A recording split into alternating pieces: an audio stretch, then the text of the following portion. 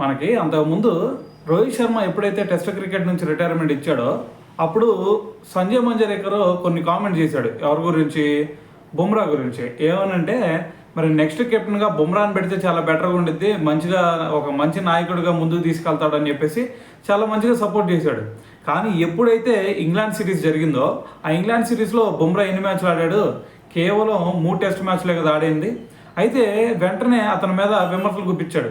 అదేంది, అసలు ఆడితే మొత్తం మ్యాచ్లు ఆడాలి కానీ అలా కాదు, నేను 3 మ్యాచ్లు ఆడతా 2 మ్యాచ్లు ఆడతానని చెప్పేసి బుమ్రా ఈ విధంగా అంటాం ఇది కరెక్ట్ కాదు.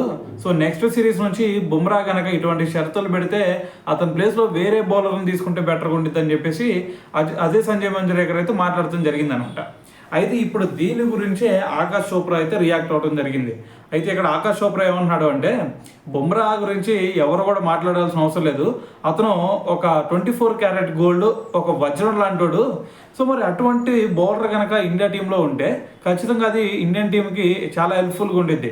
సో మరి 2 మ్యాచ్లు 3 మ్యాచ్లు ఆడుతున్నాడు అని చెప్పేసి అంటున్నారు.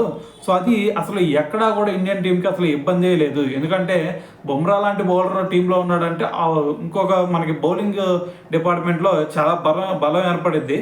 సో మరి మనం ఎందుకు భయపడుతున్నాం? ఒకవేళ బుమ్రా కనుక బ్యాట్స్మెన్ అయి ఉండి నెంబర్ 3 నెంబర్ 4 పొజిషన్లో కనుక ఆడుతూ ఉండి మరి నేను 2-3 మ్యాచ్లు ఆడతాను అంటే అప్పుడు ఇబ్బందికరమైన సిచ్యువేషన్ ఏర్పడింది. కానీ మనకి బౌలర్స్ విషయంలో ఎప్పటికప్పుడు రొటేట్ చేస్తూ ఉంటేనే చాలా బెటర్గా ఉండిద్ది. సో ఈ విషయంలో బుమ్రా గురించి ఆందోళన చెందాల్సిన అవసరం లేదు అని చెప్పి ఆకాష్ చోప్రా అయితే దీని గురించి మాట్లాడటం జరిగిందనమాట.